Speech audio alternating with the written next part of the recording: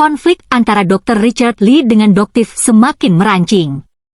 Kini, Doktiv laporkan balik Richard Lee dalam kasus dugaan pencemaran nama baik. Dokter detektif alias Doktiv melaporkan Dr. Richard Lee ke Polres Metro Jakarta Selatan, Senin, 24 Maret 2025. Laporan ini terkait dugaan pencemaran nama baik.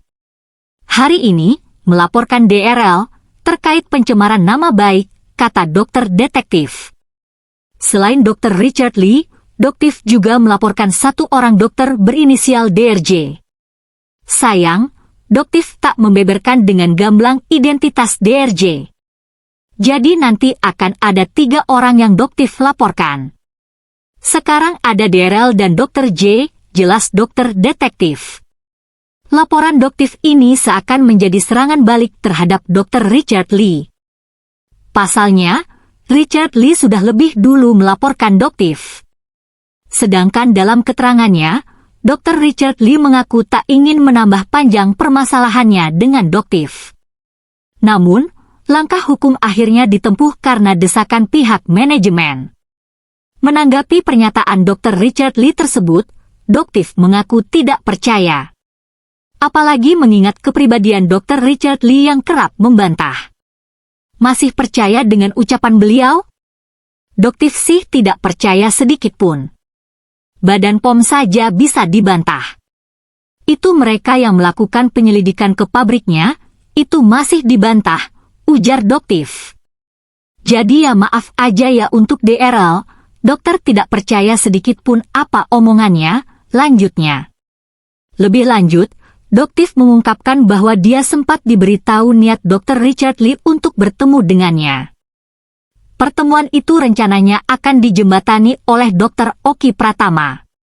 Namun, Doktiv menolak untuk bertemu dengan Dr. Richard Lee. Sejak awal berseteru hingga sekarang, Doktiv tak pernah ada niatan untuk bertemu dengan Dr. Richard Lee. Dari awal, Doktiv tidak mau bertemu. Apalagi sekarang, saat dia melaporkan Doktiv di Polres Metro Jakarta Selatan, terangnya. Menanggapi pernyataan Dr. Richard Lee tersebut, Doktiv mengaku tidak percaya. Apalagi mengingat kepribadian Dr. Richard Lee yang kerap membantah. Masih percaya dengan ucapan beliau?